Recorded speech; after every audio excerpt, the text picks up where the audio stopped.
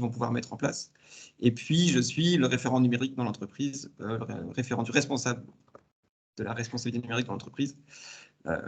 Voilà, en quelques mots. Et donc, j'ai une formation initiale qui n'a rien à voir avec mon parcours d'aujourd'hui, puisque j'ai une formation d'ergonome d'interface. Donc, mon métier, c'était de comprendre un peu comment vos cerveaux fonctionnent pour adapter l'interface à la manière dont ils fonctionnent. Voilà. Ok, merci Florian. Alors, pour poser un petit peu le décor, je vais vous inviter tour à tour, peut-être Camille d'abord, puis Maxime Florian en fonction, à expliquer selon vous, à donner selon vous la définition. Alors Camille, je t'inviterai à donner la définition de RSE, si tu veux bien, ta définition de la RSE. Et Maxime et Florian, je vous inviterai ensuite à partager, vous, votre définition du numérique responsable, telle que vous la voyez dans votre entreprise et telle que vous la voyez en tant que professionnel. D'accord ? Camille, est-ce que tu veux bien démarrer ça ? Tout à fait. Alors, la RSE, déjà, c'est responsabilité sociétale des entreprises. Alors, le redéfinir, c'est important parce que souvent, on pense entreprise, enfin, le E, on pense environnement plutôt qu'entreprise. Là, on est vraiment dans l'idée de se dire qu'on travaille pour des sociétés, sur des organismes à but lucratif, donc il y a toujours ce souci économique derrière. Et en fait, l'idée de la RSE, c'est de valoriser tout ce qui est extra-financier dans l'entreprise, c'est-à-dire de valoriser l'entreprise sur tous ces aspects et pas seulement l'aspect financier. Donc, on va valoriser l'impact environnemental, mais aussi, ce qu'on entend le plus souvent d'ailleurs, c'est l'impact environnemental, mais on va aussi travailler avec le côté société, avec l'interaction collaborateur, avec l'interaction avec tout l'écosystème de l'entreprise, puisque l'entreprise, elle ne vit pas seule, hein, elle a des clients, elle a des démarches administratives à faire, donc elle a des liens avec l'administration, elle a des liens avec sa planète, elle a des liens avec les écoles qui sont autour, avec ses collaborateurs. Donc voilà, la RSE, c'est vraiment comment on va valoriser tous les aspects de l'entreprise pour gagner en performance. Et donc, pas que, comme tu le précisais Camille, l'aspect environnemental. C'est pas juste je trie mes déchets, c'est bien. Voilà. Ok.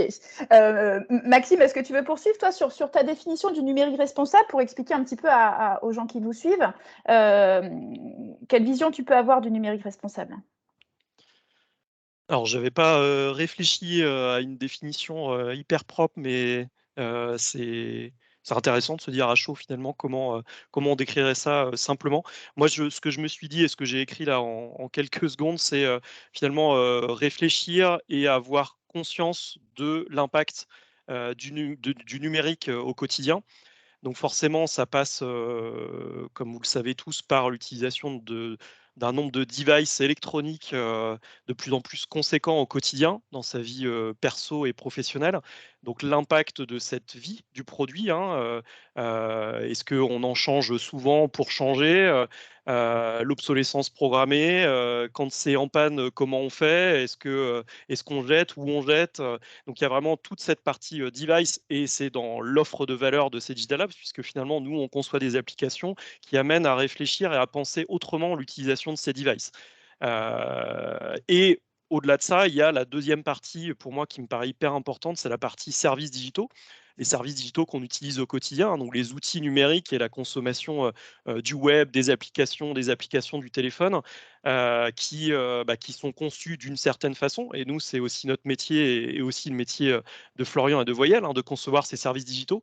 Donc ça revient finalement aussi à réfléchir, à avoir conscience qu'on développe des services digitaux, comment on les développe, comment on doit les développer demain pour que cette empreinte du numérique, qui est, et comme on le sait, de plus en plus importante, soit peut-être moins importante demain en concevant différemment. Et là, on va parler du coup plutôt d'éco-conception, qui est un sujet pour lequel on n'est pas du tout spécialiste et je le dis de façon tout à fait ouverte, le digital et le numérique est compliqué aujourd'hui, hein, parce qu'il faut être design, il faut être secure. Vous savez comme tout le monde que le sujet de sécurité est encore plus au cœur des préoccupations du moment. Il faut être ce qu'on appelle scalable aujourd'hui, c'est-à-dire pouvoir être utilisé par le plus de personnes possible en même temps. Et il faut être cette quatrième dimension dont on parle énormément ces derniers mois, il faut être responsable. Et allier les 4 quand on fait de la conception digitale, c'est compliqué. Et cette 4e composante est sans doute celle qui questionne le plus. On en parle beaucoup. Je ne suis pas sûr que ce soit clair. En tout cas, pour nous, ce n'est pas clair. Et on commence juste à réfléchir à ça pour s'améliorer demain. Et pour compléter ce que dit Maxime, et ça rejoint aussi un petit peu ce que disait Camille, ces questions-là, elles englobent évidemment la question, on va dire, empreinte écologique, mais ça va aussi un peu au-delà. Et je pense que Maxime ne me contredira pas, on a aussi on mesure l'impact social qu'on va avoir quand aujourd'hui on rachète un téléphone, on rachète l'utilisation de métaux qui ont été extraits dans des conditions qui sont parfois pas forcément idéales. Donc c'est aussi intégrer cette dimension-là dans toute la réflexion. Donc, en fait, le numérique responsable, donc vous l'intégrez forcément dans vos pratiques pro, mais pour les personnes qui nous écoutent aujourd'hui, c'est aussi une réflexion que nous avons à avoir en tant qu'utilisateurs. Parce que tout à l'heure, tu parlais de transformation digitale, Maxime. C'est vrai que ces dernières années, on a fortement développé les usages digitaux, les services digitaux en entreprise, mais aussi les particuliers. On peut envoyer ses cartes postales depuis une application mobile. Finalement, le papier, c'est pas si mal que ça aussi. Et puis, c'est surtout qu'on a toujours un petit peu, enfin, souvent, on a le dernier smartphone à la mode dans sa poche, mais tout ça, au-delà de nous rendre un service et peut-être un confort dans certains usages, tout ça a un impact écologique, effectivement. C'est intéressant de questionner nos usages numériques par rapport à l'impact qu'ils peuvent avoir sur notre planète. En parallèle de notre intervention, j'invite aussi peut-être les invités à réfléchir à votre avis, quel est l'impact de ce que nous sommes en train de vivre, cette visio. Effectivement, on ne s'est pas déplacé ce matin. On n'a pas pris tous notre voiture, notre vélo, notre bus, notre train ou tout ce que vous voulez.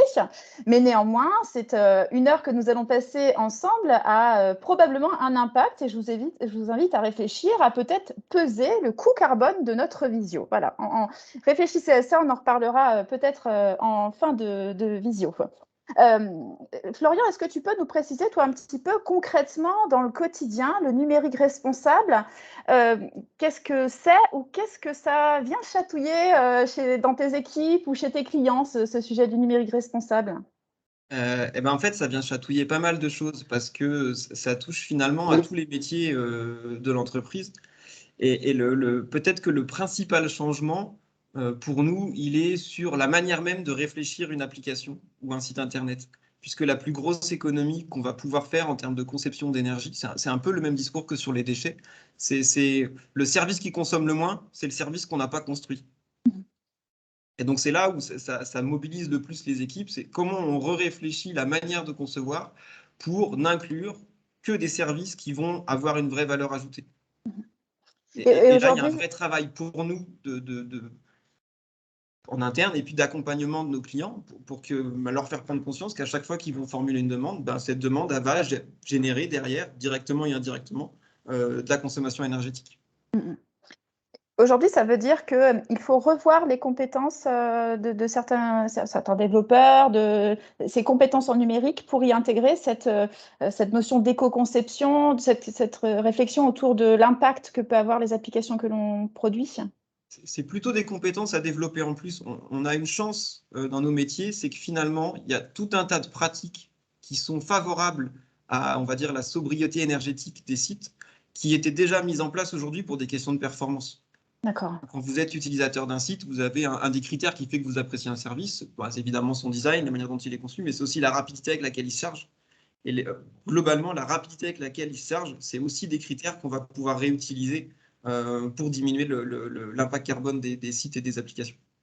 D'accord. Mais c'est de venir intégrer ça, c'est de venir enrichir, on va dire, une compétence qui faisait déjà partie de la compétence des équipes.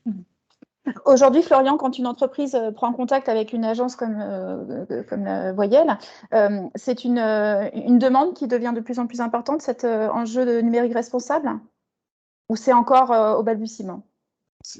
On est, je pense, à l'entre-deux. C'est-à-dire que c'est devenu une vraie question, puisque c'est rentré dans la sphère médiatique générale, c'est des sujets qui sont abordés régulièrement. Donc ça devient une question, ça ne devient pas encore un enjeu fort. Je pense qu'il manque peut-être 1 ou 2 ans avant que les entreprises aient des vraies attentes par rapport à ça. Ou alors des acteurs engagés, mais c'est encore balbutiant. D'accord. En tout cas, sur le territoire. Mais C'est maintenant c'est vraiment, c'est en train de se développer. On sent le mouvement. On sent clairement le mouvement. C'est maintenant qu'il faut s'emparer de ces compétences-là et de ces infos-là pour être prêt à apporter tout ça en entreprise. Ah, on est d'accord. Stratégiquement, c'est là que ça joue. Ouais. Ok. Ouais, dans un an, il sera trop tard. D'accord. Maxime, vous avez développé chez ces Digital Labs cette activité dédiée aussi à la réparabilité et puis à l'IT, au service de ces sites e-commerce de réparabilité, durabilité. C'est une tendance forte du marché qui vous a fait évoluer vers là. C'est vraiment un ressenti en termes d'offres, en termes de demande qui vous fait arriver à ce type de service? Oui, alors forcément, hein, comme je décrivais tout à l'heure, on est, on va dire issu et en partenariat, très fort avec le groupe Cornon, dont c'est le cœur de métier, hein, réparation de produits électroniques. Maintenant, on travaille aussi pour les clients et partenaires du groupe Cordon. On a travaillé, et on a développé la plateforme de reprise de Fairphone. Donc Fairphone, si certains le connaissent, hein, qui est fabricant de téléphones, on va dire, éco-conçus avec une forte réparabilité, hein, société néerlandaise.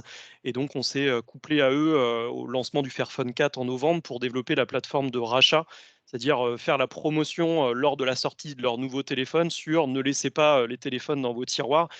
Ils ont peut-être une valeur. S'ils en ont une, bah, c'est très bien pour vous. S'ils en ont pas, eh ben, ils ont aussi mis en place tout un programme de recyclage pour cela. Donc nous, au quotidien, sur ce projet-là, là, en ce moment, on lance un projet de vente de pièces détachées pour Nespresso en Allemagne, puisqu'on a au niveau du groupe Cordon la prestation de réparation pour le groupe Nespresso, mais c'est aussi la vente de pièces détachées. Avec la mise en place de la loi AGEC au 1er janvier, les fabricants ont l'obligation de mettre à disposition de façon beaucoup plus forte les pièces détachées auprès des particuliers, mais aussi des réparateurs. Et on a énormément de progrès à faire là-dessus, hein. Tout le monde a eu un produit à réparer devant lui et Google, et je cherche une référence obscure plus un moyen de réparation. Donc voilà, nous on est dans tout ça et forcément il y a des outils à développer pour cela. Donc nous, dans notre métier, puisqu'on est là pour parler de ça ce matin, hein, notre organisation qui est orientée développement de solutions en agilité. Donc, on a des product owners, des scrum masters, des développeurs. L'organisation d'agilité, c'est quoi? C'est savoir pourquoi on développe. Donc, le développeur qui fait des lignes de code, il ne fait pas des lignes de code pour faire des lignes de code. Il sait exactement pourquoi il travaille. On a un processus d'immersion fonctionnelle qui est vraiment abouti pour les mobiliser. Donc, finalement, le numérique responsable, pour eux, et chez nous, c'est leur quotidien. Dire le matin à 9 h quand on démarre nos daily meetings, on parle forcément de qu'est-ce qu'on est en train de développer et de quel projet et pourquoi. Donc finalement, nous, c'est dans notre offre de valeur. Donc c'est vraiment une composante assez particulière. Et puis, il y a le deuxième point que Florian évoquait, qui est la partie éco-conception. C'est comment on fait pour que ce qu'on développe, on boucle la boucle. C'est-à-dire, nous, on vous dit le projet, par exemple, de recyclage pour Fairphone, bah, on sait qu'on a sorti quelque chose qui apporte une pierre à l'édifice sur cette notion de numérique responsable. Et pour autant, pour boucler la boucle, il faut qu'on se questionne sur la façon dont on a sorti cette plateforme. Les technos qu'on a utilisés, côté back-office, côté front, la partie cloud, les outils d'industrialisation, de développement, toute cette chaîne-là, elle est à étudier pour savoir quel impact elle a dans cette chaîne d'éco-conception. Et c'est là où nous, on est face à tout un tas de problématiques, comme je disais, en plus des 3 autres strates que j'écrivais tout à l'heure, et qu'on se lance actuellement dans une démarche d'étude de labellisation numérique responsable pour lancer toute cette réflexion en interne, notamment sur la partie éco-conception. D'accord. Camille, tout à l'heure, Maxime évoquait aussi la notion d'obligation légale. Aujourd'hui, quand tu interviens auprès d'une entreprise sur la RSE, qu'est-ce qui motive son choix? C'est des obligations légales ou c'est des convictions? Qu'est-ce que tu ressens sur le marché? Il y a un petit peu des deux. Alors, il y a des entreprises qui sont, qu'on va appeler purpose native, c'est-à-dire qui sont de base parties sur des convictions, souvent, c'est un dirigeant ou une équipe dirigeante qui est renouvelée, qui se dit, bon, bah voilà, on va changer les choses, dans une transfo globale, on va intégrer la RSE. Mais il y a aussi la demande du marché. Alors, réglementairement parlant, aujourd'hui, les PME, TPE, PME sont pas du tout concernés par la RSE. C'est à partir des grosses ETI où il y a un besoin de rédaction d'un rapport extra-financier. Voilà, pour la majorité des entreprises, il n'y a pas d'obligation réglementaire. Toutefois, le marché l'impose. Sur le sujet numérique aussi, c'est qu'il y a les entreprises des deux côtés. Alors, les entreprises du web, un peu comme l'a dit Florian tout à l'heure, de toute façon, par la performance, se sont lancées dans la nécessité de l'éco-conception. La fin de vie auprès d'utilisateurs commence à parler à pas mal d'utilisateurs finaux, donc c'est en train de remonter la chaîne. Aujourd'hui, ce qui est plus compliqué, c'est les entreprises qui doivent intégrer ça dans leur chaîne de valeur au global. Et ils n'ont pas le choix aujourd'hui parce qu'avec la raréfaction des matières, aujourd'hui, raréfaction des matières et aussi tous les conflits géopolitiques existants qui font partie du contexte aujourd'hui responsable en Europe. Vu qu'on ne peut plus avoir les matières, va falloir optimiser, chercher à améliorer. Et du coup, là, le sujet de la RSE et de la chaîne de valeur devient importante. Et c'est là où les entreprises commencent à se questionner. Il y a aussi toute la question du sens au travail. C'est-à-dire qu'aujourd'hui, les personnes sortent, alors je ne sais pas pour les participants, quel est votre point de vue là-dessus, mais il y a de plus en plus de personnes qui quittent leur boulot parce qu'ils ont une question de sens dans leur entreprise. Je travaille pas mal avec des étudiants qui se disent moi, je ne veux pas aller dans une entreprise qui va polluer la planète de mes enfants.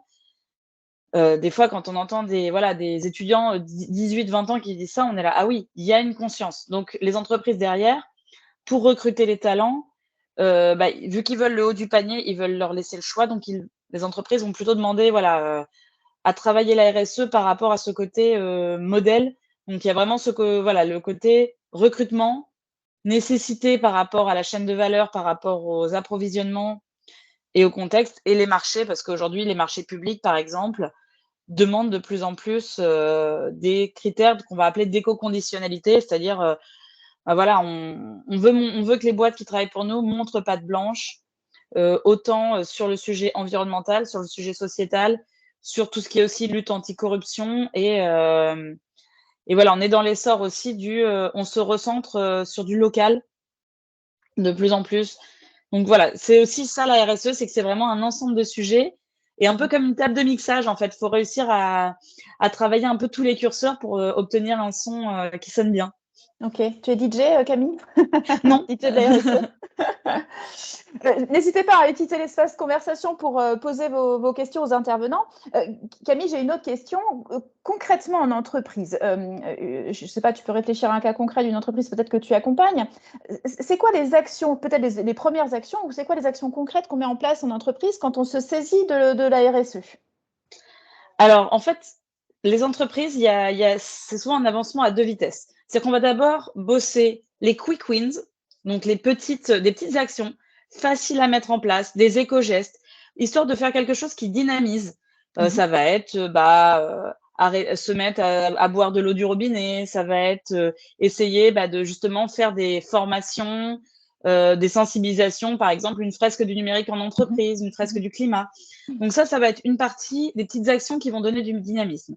À côté de ça, fresque numérique qui aura lieu dans le cadre du printemps du numérique le 4 avril. Oui. Donc, si ça vous intéresse, inscrivez-vous. Excuse-moi, Camille, je fais de l'autopromotion pour notre événement. C'est très bien, mais il faut qu'il y ait un maximum de gens qui suivent cette fresque, elle est géniale. Donc, c'est un outil pédagogique vraiment très fort pour sensibiliser. Et puis, effectivement, c'est quelque chose qu'on peut vivre en entreprise, cette fresque, pour sensibiliser ses collaborateurs. Tout à fait. Et il y a de plus en plus d'entreprises qui le mettent en place. Donc, d'un côté, il y a ce côté petites actions faciles à mener. Et à côté, ce qui est nécessaire, c'est un travail stratégique de fond. Parce que l'idée, si on part direct à se dire, je vais suivre des petites actions, je vais entasser ou je vais faire un label, ça va être un peu comme des Legos. Si vous mettez des Legos en fouillis, c'est bien, ça fait un beau tas de Legos. Mais si vous voulez construire quelque chose, il faut suivre une méthode. Donc là, la première temps, c'est de se dire, qu'est-ce que j'ai envie de construire avec mes Legos? Donc l'idée, c'est de se dire, où est-ce que je veux aller avec ma démarche RSE? Donc, et là, brique par brique, on va essayer de voir, qu'est-ce qu'on a déjà comme brique? Qu'est-ce qu'il faut qu'on aille chercher ailleurs? Qu'est-ce qu'on a mis en place et qui n'est pas forcément nécessaire? Donc, on va le mettre un petit peu de côté. Et à partir de ça, on va monter quelque chose, une stratégie. Petit à petit, c'est quelque chose qui va prendre entre le diagnostic et la stratégie entre 4 et 6 mois pour après mettre en place quelque chose d'opérationnel avec un suivi, un pilotage Et c'est là où aujourd'hui il va y avoir justement un sujet embauche et recrutement, parce que les entreprises aujourd'hui pensent que c'est, enfin, souvent ils font faire ça en sous-main. La RSE, ça va être un petit peu la personne qui fait des RH qui va faire de la RSE, puis un peu la personne qui va être à la compta et un petit peu de la personne qui est en qualité. Ça, c'est un modèle qui existe, mais qui est petit à petit changé pour un modèle qui est beaucoup plus, on va prendre, souvent ça va être un alternant ou quelqu'un qui, voilà, un junior sur le sujet qui va être en fait en place pour faire la synthèse de tous les sujets et mettre vraiment le pilotage, en fait. C'est vraiment Et pouvoir porter le projet en transverse dans toute l'entreprise. C'est ça. Et en fait, ce qui est très complexe sur ce sujet, c'est que, je dis souvent, c'est des juniors. Occasionnellement, c'est des personnes qui ont un peu plus de bouteilles, mais ce qui est intéressant, ce qui est complexe, c'est qu'en fait, cette personne, il faut se sentir capable d'être derrière, au niveau de l'entreprise, ne pas avoir peur d'aller frapper à la porte du dirigeant, frapper à la porte des services commerciaux, et c'est pas forcément des services qui sont faciles à convaincre, et pourtant, la performance globale, elle est là, et c'est vraiment un métier pilote interne RSE, c'est vraiment un métier de contact, en fait. Ça fait un super pont avec la question que j'avais posée ensuite. À ton avis, Camille, c'est quoi les compétences clés ou les qualités, les savoir-faire à avoir quand on veut se saisir de cette opportunité du RSE en entreprise, de la RSE? Je dirais la curiosité, parce qu'en fait, ça bouge tout le temps, et l'humain. C'est-à-dire qu'il ne faut pas oublier, c'est beaucoup de dialogue, c'est beaucoup. En fait, faut pas. La RSE, c'est pas quelque chose qu'on garde devant son poste dans son coin et on peut pas travailler une RSE dans son coin. Ça va être de l'animation de réunion, de la prise de contact. Va falloir aller piocher les infos à gauche à droite. Il y a aussi des choses un peu moins cool. Va falloir sensibiliser. Les métiers RSE, on est quand même face à quelque chose qui peut toucher en fait les personnes un peu dans les convictions. On va vraiment aller dans le système de valeurs, donc faut vraiment pas avoir peur. On va être face à des murs, on va être forcément face à des gens opposés.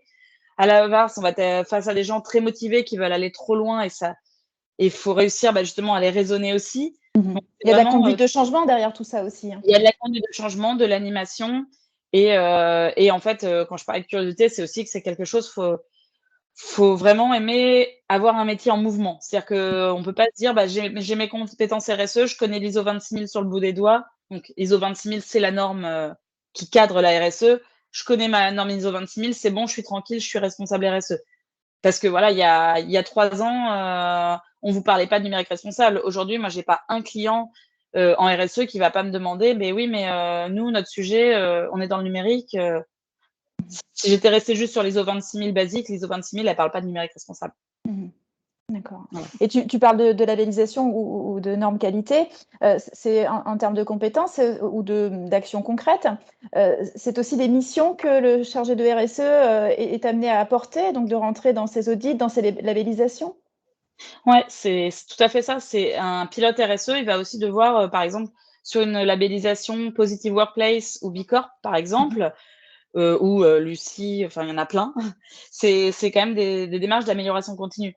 Donc, c'est toujours aussi être en lien avec ces organismes-là pour continuer l'amélioration. Et c'est aussi un lien fort avec les parties prenantes, parce qu'on n'est pas qu'en interne en RSE. On va aussi savoir quelles sont les attentes de nos clients, les fournisseurs, les partenaires. C'est ça. Qu'est-ce que notre fournisseur, il y a peut-être des choses à travailler ensemble. On peut peut-être optimiser certains process. On peut peut-être travailler plus intelligemment, mais vraiment, en sortant du côté entreprise centrée et plutôt, rappeler qu'on est un maillage et un écosystème. Donc, il y a un enjeu aussi d'être en capacité de définir des process, de structurer des actions en entreprise pour rentrer aussi dans ce cadre de labellisation, j'imagine. Tout à fait. OK. Florian, tout à l'heure, on a évoqué des sujets type marque employeur ou le sens qu'on peut donner aussi à son métier. Est-ce que tu crois que le numérique responsable est aussi un axe fort pour les futurs développeurs ou est-ce que ça peut questionner aussi un peu le sens qu'ils donnent à leur travail? Clairement, ouais, c'est une évidence aujourd'hui. On est sur des métiers aujourd'hui qui sont, sur les métiers du digital, énormément en tension. Hein. Pour que ce soit très clair, il y a beaucoup de demandes des entreprises et beaucoup de candidats, mais malgré tout, pas assez quand même. Et donc, jusqu'à il y a quelques années, on va dire que les principaux chevaux de bataille pour se différencier quand on cherche à recruter, c'était on va dire les conditions salariales et puis la nature des projets qu'on était en capacité de proposer aux développeurs. Et aujourd'hui, on voit que très clairement, il y a une troisième dimension qui apparaît dans les critères de choix. C'est ce que tu disais, Delphine ou Camille, je ne sais plus, c'est qu'il y a vraiment et sur les publics plus jeunes, c'est vraiment très marqué, un besoin que le métier ait du sens. Et ça, aujourd'hui, ça devient des vrais critères de différenciation entre deux postes et qui passent même dans certains cas très largement devant le salaire, devant la proposition salariale. Donc, il faut, quand on est dans une boîte du numérique, à la fois commencer à se saisir de ce sujet du numérique responsable, mais aussi être acteur et de se saisir du sujet de la RSE. C'est des enjeux clés. Ouais, très clairement. Ouais. Sur nos métiers, on ne peut pas passer au travers aujourd'hui pour cette raison-là, parce que c'est un des leviers extrêmement forts qui vont nous permettre de développer l'entreprise. C'est sûr. D'accord. OK. Si vous y pensez aussi, Florian, Camille, Maxime, ou peut-être d'autres participants qui nous écoutaient, si vous aviez des lectures ou des sites, Camille, tu as parlé d'auto-formation tout à l'heure, n'hésitez pas à partager des liens dans la conversation, puisqu'on a parlé beaucoup de sensibilisation autour de ces sujets. Et si vous aviez peut-être un site, une lecture ou quelque chose à conseiller en auto-formation, ça peut être intéressant de le partager à tous les participants. Et messieurs, dames, les participants, vous êtes également invités à partager vos informations sur le sujet. Maxime, on a parlé de votre offre autour de la réparabilité et de votre façon d'adresser le marché. Aujourd'hui, concrètement, le numérique responsable, comment il s'intègre dans votre entreprise et qu'est-ce que vous faites plutôt dans des process internes peut-être? Eh bien, on est au tout début puisqu'on a justement pris en stage quelqu'un qui était dans une de vos formations transformation entreprise, là, chez Voyelle, qui est Mélissa, hein, qui participe avec nous ce matin, qui est arrivé il y a quelques semaines justement pour mettre sur pied ce projet. Alors de labellisation, c'est la finalité, bien sûr, on a un intérêt en termes de visibilité à crédibiliser notre savoir-faire et notre thématique, mais surtout à mettre en place un projet global d'analyse, de remise en question sur toute cette partie numérique responsable, hein. Comme je disais tout à l'heure, nous, c'est au cœur de notre offre de valeur, mais il va falloir se re-questionner sur nos process, sur nos modes de fonctionnement. Et là, moi j'ai découvert au travers de cette étude le spectre finalement très large. C'est-à-dire que nous, effectivement, il y a la partie éco-conception parce qu'on est dans le logiciel, mais à côté de ça, c'est repenser l'usage de nos propres équipements, hein, nos propres devices, de nos services. On utilise une panoplie d'outils, notamment cloud, qu'on va re-questionner dans le cadre de cette démarche, mais aussi notre mobilité. Nous, on est présent sur 2 sites géographiques, hein. On est présent à Cesson, Rennes et puis à Dinan. On a un petit peu de mobilité. Alors, c'est sûr que les 2 dernières années, avec le contexte sanitaire, fait que le numérique est venu embrasser tout ça en termes de décloisonnement géographique, mais on rebouge quand même et c'est très bien, mais avec aussi de la mobilité, du covoiturage, des choses comme ça. On n'est pas complètement au clair sur toute cette organisation et sur ce qu'on pourrait faire. Donc, pour rejoindre ce qui a été dit tout à l'heure sur finalement un petit peu les valeurs ou les mots-clés, je pense que moi, ces remises en question et ouverture qui me viennent à l'esprit dans toute cette démarche à mettre en place. Ok, merci Maxime pour ce partage et merci également à Mélissa, donc du coup qui travaille auprès de toi en ce moment et qui nous partage dans l'espace conversation un MOOC, des infos qui peuvent être intéressantes pour chacun de vous, donc merci. J'aimerais bien vous demander à tous les trois, aujourd'hui, qu'est-ce qui vous anime dans votre quotidien, dans votre métier, en lien avec forcément la RSE et le numérique responsable? C'est quoi qui vous donne une petite flamme à l'intérieur de vous? Camille, par exemple, est-ce que tu veux bien commencer là-dessus? Alors, tout à l'heure, je parlais des étudiants. Moi, c'est vraiment le fait de travailler de temps en temps avec des étudiants, avec des publics en reconversion où on voit que les choses changent. Donc ça, c'est assez intéressant. En fait, tout ce qui est action, alors, particulièrement, moi, j'aime bien tous les démarrages en fait, de projets, même auprès des entreprises, parce qu'en fait, c'est le moment où on voit que souvent, c'est le petit éclair de « Ah, mais en fait, tout le monde a une petite sensibilité, mais ils n'en ont jamais parlé ». Et ça, c'est un point qui est ultra, ce petit moment, ce petit soleil, on va dire, quand on anime quelque chose, alors soit ça va être une sensibilisation en entreprise, ça va être un démarrage de stratégie ou des accompagnements d'étudiants. C'est toujours des moments où c'est la petite flamme d'intelligence collective, en fait, on va dire, où en fait on passe avant il y avait chez soi, on fait attention, on a des convictions, et arrivé au boulot, on met nos convictions de côté parce que c'est l'entreprise. Et quand on commence les démarches, là on voit que mais en fait on peut aligner ses valeurs perso et ses valeurs pro. Et c'est là, vraiment, moi, c'est mon petit rayon de soleil de mon activité professionnelle. Super, merci Camille pour ce partage. Florian, toi, c'est quoi qui t'anime, qui t'enthousiasme au quotidien? Il y a pas mal de choses en fait. Peut-être que le plus flagrant, et c'est un petit peu l'échange qu'on avait à l'instant, c'est que ça me permet de participer à quelque chose qui pour moi va au-delà de la participation à l'entreprise. C'est qu'on voit bien que quand on questionne ces sujets de numérique responsable, de RSE, en fait on se rend compte que oui, on travaille pour une entreprise qui a un objectif commercial, mais en fait on œuvre un peu au-delà, on œuvre dans de la relation durable avec les gens avec qui on travaille, avec nos fournisseurs, avec nos clients. On œuvre dans la réduction de l'empreinte énergétique qu'on va pouvoir, qu'on génère, et qui va là encore une fois au-delà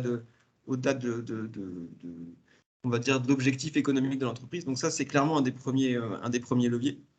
Et puis Camille en a parlé tout à l'heure. Il y a aussi quelque chose d'assez, en tout cas moi qui me plaît beaucoup, c'est que c'est assez inclusif, c'est-à-dire que ça permet de se retrouver aussi, de partager ces valeurs-là collectivement, de créer de l'émulation en fait à plusieurs. Et ça, c'est vraiment aussi quelque chose de très moteur. C'est contagieux.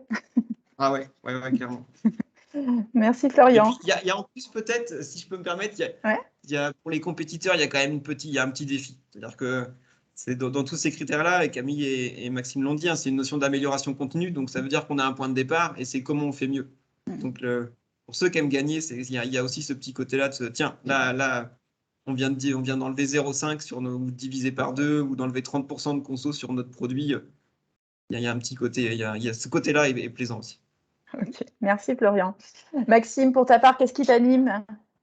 Alors du coup, je vais pas être très original en passant en troisième, mais le sens, effectivement, et moi, c'est le caractère très concret de ce qu'on fait et ce qu'on produit au quotidien, mais aussi de pouvoir vivre l'essor de ce mode de consommation, pour lequel je suis convaincu à titre perso et dans ma consommation perso, de voir l'essor du reconditionné. J'ai parlé tout à l'heure de la marque Cadaos qu'on a créée avec le groupe Cordon sur la vente de smartphones reconditionnés, de pouvoir aussi dire aux gens qu'ils connaissent Back Market, tout le monde connaît Back Market, ils ont explosé, et ils ont aidé à faire ce qu'est le reconditionné, en tout cas en France aujourd'hui, mais aussi de faire savoir que Back Market, il n'y a jamais un téléphone qui est passé entre leurs mains et que derrière, c'est de l'humain, c'est des reconditionneurs, c'est des industriels de la réparation et des plus petits aussi, et qu'il faut que tous ces gens-là existent, hein, c'est très bien, c'est le monde digital, mais surtout derrière, il y a de l'humain et il y a du concret.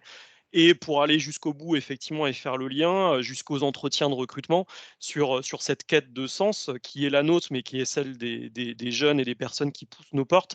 Et c'est exprimé même en entretien. Enfin, en entretien, je l'entends quand on leur demande ce qu'ils recherchent, se dire, voilà, ils nous disent très clairement ce que vous faites, ça a du sens pour moi et c'est ce que je recherche. C'est pas juste un sentiment global, c'est qu'ils le disent. Un entretien sur deux, j'ai quelqu'un qui me dit ça. Donc c'est la boucle est bouclée, on va dire, dans ce qui apporte du sens au quotidien dans ce qu'on fait. Ok, merci. À tous les trois, en tout cas celui qui veut prendre la parole sur cette question, qu'est-ce que vous imaginez de ces thématiques RSE et numérique responsable dans 10 ans? C'est quoi les projections sur ces compétences-là, sur les compétences liées à la RSE et au numérique responsable? C'était la bonne question a priori. Ouais, elle est bien la question. Les choses, de toute façon, sont en mouvement. Donc, en fait, ce n'est pas un métier qui restera le même, c'est certain. Il y a 3 ans, quand je me suis lancée, je faisais que de la RSE. Aujourd'hui, je fais de l'entreprise à mission. Comme je disais tout à l'heure, le numérique responsable, c'était un non-sujet, entre guillemets, il y a quelques années pour le grand public. Maintenant, tout le monde commence à en entendre parler, au-delà de je trie mes mails et parce que voilà, trier les mails, c'est un peu la même chose que je trie mes déchets. Hein. On a la petite action, on va dire, voilà, qu'on entend de temps en temps, mais qui ne va pas plus loin que ça. Et donc, je pense que c'est des métiers qui ont l'avantage d'être quelque chose de mouvant et qui vont aussi répondre justement à un besoin de ne pas s'installer dans un métier, mais d'évoluer en permanence. Donc, une capacité d'adaptation, de la pédagogie, sûrement sur tout ça aussi. Florian, Maxime, est-ce que vous avez une projection sur l'avenir de ces thématiques? Alors moi, je pense, alors sur nos métiers, les métiers que je connais le mieux, qui sont forcément dans le numérique, si je fais le parallèle avec la partie sécurité que j'évoquais tout à l'heure, il y a quelques années, on a vu arriver les RSSI, hein, donc les responsables sécurité des systèmes d'information, qui ont vu eux-mêmes, se sont vus raccrocher la partie plutôt DPO et RGPD. Donc c'est un petit peu pareil pour moi, c'est-à-dire il y a de plus en plus de responsables RSE qui vont se voir greffer la partie numérique responsable et petit à petit, selon la taille des entreprises, on va avoir des métiers qui vont sans doute se découper et se professionnaliser. Et on va avoir des vrais responsables numériques responsables qui vont cohabiter avec le RSE, travailler ensemble dans la même équipe, ça je ne sais pas. Ça, je pense que ça va arriver dans les entreprises forcément un peu conséquentes avec pas mal d'enjeux. Et à l'échelle plutôt conception, réalisation, je ne suis pas sûr qu'il y ait des métiers spécifiques qui se dégagent. Pour moi, ça va être une composante supplémentaire qu'il va falloir ajouter à son arc pour tout le monde. Aujourd'hui, les développeurs, ils doivent être, comme je disais, ils doivent être ce qu'on dit Ops et sécurité. Et demain, il faudra qu'ils aient cette composante aussi connaissance de la conception et de l'éco-conception en plus. Ok, merci Maxime. Ouais, je rejoins assez l'avis de Maxime, c'est-à-dire qu'il y a vraisemblablement c'est des perspectives, hein, mais on va avoir des rôles de coordinateurs qui vont se développer dans les entreprises. C'est ce que disait Camille aussi, hein, là où c'était pour l'instant porté par un assistant de direction, un RH, vraisemblablement on va avoir des postes qui vont avoir cette vision globale et qui vont être chargés d'animer la RSE dans l'entreprise. Et sur nos métiers plus spécifiques, oui, dans des structures assez costauds en termes d'équipe IT, on aura peut-être des postes responsables du numérique responsable. Mais le reste, c'est plutôt des compétences. On va élargir la palette des compétences de tous les corps de métier, d'ailleurs. C'est vrai pour les développeurs, mais c'est aussi vrai pour les designers, puisque le design a un gros impact hein, sur la consommation énergétique d'un produit. Donc les designers vont sensibiliser à ça. Et je pense que c'est plutôt dans ce sens-là que ça va se faire. C'est des composantes qu'on va intégrer en plus à chacun des corps de métier de la chaîne de production d'un produit numérique. Ok, merci. Par contre, peut-être pour compléter, il y a quelque chose qui me vient auquel je n'avais pas pensé avant. Je pense qu'il y a une direction qui va évoluer, c'est la direction des achats des entreprises, qui, sur les équipements, mais vraiment au sens large. Alors, est-ce que ça va être des métiers spécifiques? Encore une fois, je ne sais pas. Mais nous, moi, je suis sollicité très régulièrement par des entreprises qui parlent de leur flotte d'équipements, leur parc d'ordinateurs, leur flotte mobile de plus en plus, en disant neuf, reconditionné, réparation. Et tous ces circuits-là sont très, très naissants. Parce qu'autour d'eux, ils ont des circuits plutôt historiques d'approvisionnement un peu classiques en mode client-fournisseur sur des flottes. Voilà, tu veux remplacer à partir de quand, pour combien d'années on part. Et là, tout ça va être un peu rebattu dans les prochains mois, les prochaines années. Effectivement, ce qu'il ne faut pas qu'on oublie, c'est que le numérique responsable, entre autres, c'est du bout en bout de la chaîne, du moment où on achète jusqu'à la fin de vie du produit. Donc effectivement, ça pourra impacter pas mal de métiers finalement, devront se re-questionner un peu avec ces notions de RSE et de numérique responsable. Il nous reste 5 minutes. J'invite tous les participants à partager, à poser des questions s'ils en ont. Et tout à l'heure, je vous ai parlé d'une petite question, d'essayer de réfléchir un petit peu à quel était le poids de notre visio, quelles pouvaient être les émissions carbone que nous avions pu faire lors de cette visio. Est-ce que quelqu'un a une petite idée? Est-ce qu'en conversation, vous voulez vous risquer à citer un petit chiffre? Donc, sachant que nous sommes moins de participants que prévu, je ne sais plus combien nous sommes, nous devons peut-être être une petite vingtaine, je ne sais pas, je ne vois pas le nombre. Que nous avons été 1 heure en visio. Quel est l'impact carbone de cette interaction, de ces interactions que nous avons eues? le temps que vous réfléchissiez ou que vous fassiez vos calculs savants, j'en profite pour vous rappeler que lundi 28 mars, donc lundi prochain à 16 h à l'Exploratoire, dans le cadre du Printemps du numérique, il y a une table ronde au sujet du numérique responsable. Donc, je vous invite à vous y inscrire. Pour avoir vu quelques intervenants, je pense que les échanges vont être très intéressants. Ça va être un peu la continuité de ce qu'on s'est dit aujourd'hui, et puis ils vont aussi parler de ce qui se fait sur le territoire, puisque notre territoire extrêmement numérique c'est largement saisi de cet enjeu du numérique responsable. Alors, en conversation, dans l'espace conversation, dans le chat, je vous écoute, ou je vous lis plutôt. Qu'est-ce que, à votre avis, quels sont les chiffres? Alors, Gwenaëlle nous propose 1 kg de CO2. Messieurs, mesdames, les intervenants, avez-vous une petite idée? Vous risqueriez-vous à faire une proposition?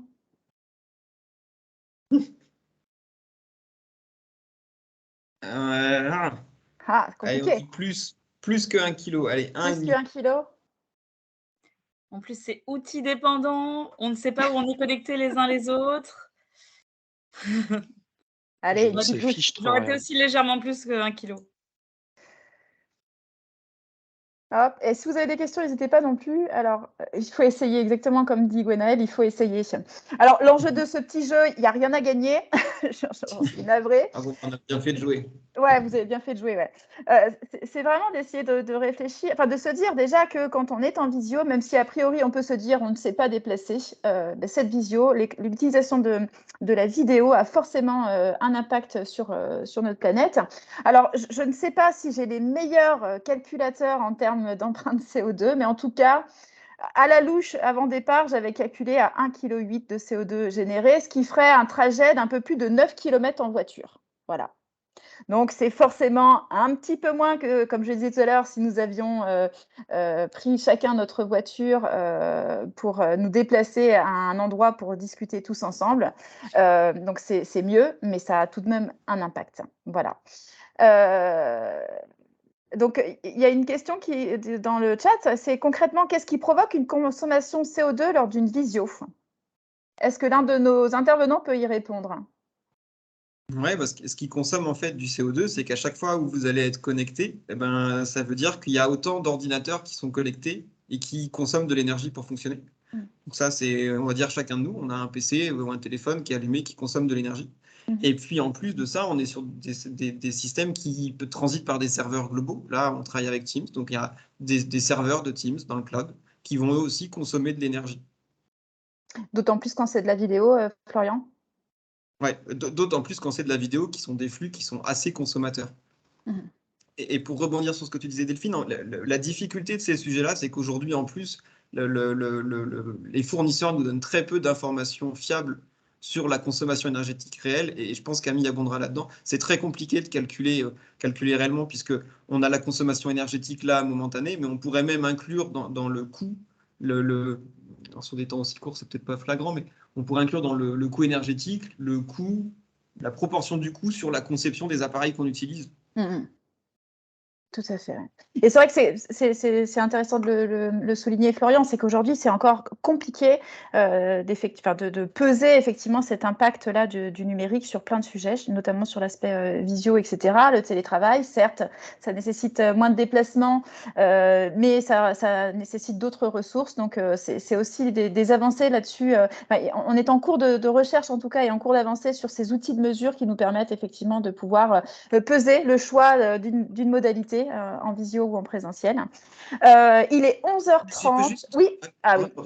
Une micro-parenthèse, il ne faut pas non plus tomber dans l'excès inverse qui serait de la culpabilisation à chaque fois qu'on va utiliser un outil, quel qu'il soit. Mais on est vraiment dans une démarche de sensibilisation, se dire, quand on fait quelque chose, cette action, même si elle est numérique, elle a un impact. Et d'inclure cet impact dans les décisions qu'on a. Mais on ne va pas pouvoir supprimer tout. Sobriété, on a parlé tout à l'heure de sobriété, on parle de ralentissement, de slow, voilà, il y a peut-être des choses sur lesquelles il faut qu'on réfléchisse. En tout cas, je vous invite à aller regarder les ressources qui ont été proposées dans le chat, et Camille en a proposé quelques-unes aussi, pour soit aller chercher d'autres informations par rapport à ce que vous avez déjà, ou tout simplement entrer un petit peu dans cette réflexion autour de la RSE et du numérique responsable. Je voudrais également remercier vraiment les 3 3 intervenants, Florian, Maxime et Camille, pour cette heure passée avec nous à parler de leurs convictions, de ce qu'ils font au quotidien et de ce que ça va générer dans le futur.